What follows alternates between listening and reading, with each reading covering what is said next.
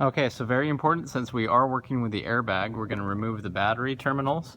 I'm going to remove both just to be extra safe, and these are normally just an 8mm bolt that you'll remove, and this one's aftermarket, it's a 10. So I already loosened up this side, so our negative side is, we're just going to pull off and tuck down in here where it won't make contact.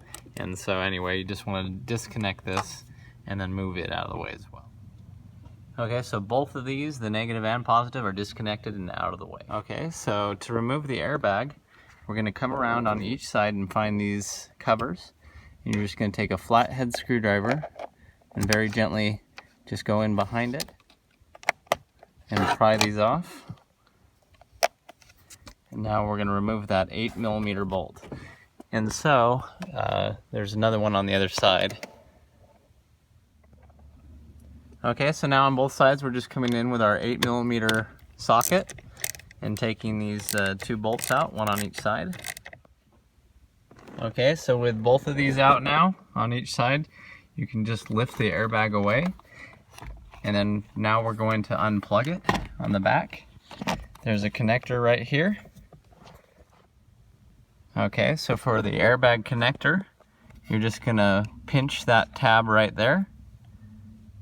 And so as you pinch it, then you can slide it out. So as you can see, we just pinched that down and slid it out. So now the airbag is free. And so now we'll just lift the airbag and put it back in. Okay, so we just plugged the airbag connection back in, and now we're just setting the airbag back into its place. And we'll put those 8mm bolts back in the sides. Just remember, make sure that the battery is disconnected for this, and make sure nobody is behind the steering wheel when you plug the battery back in, just in case it were to fire. Okay, so we tightened it down on that side and on this side, those 8mm bolts. Now we're just going to put our clips back in. Okay, and these just pop back in, one on each side.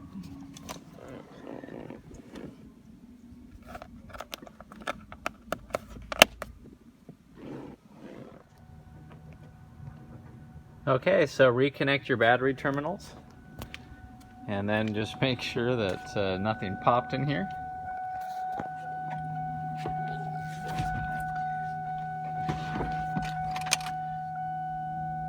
Your gauges may cycle like that if the battery's been disconnected.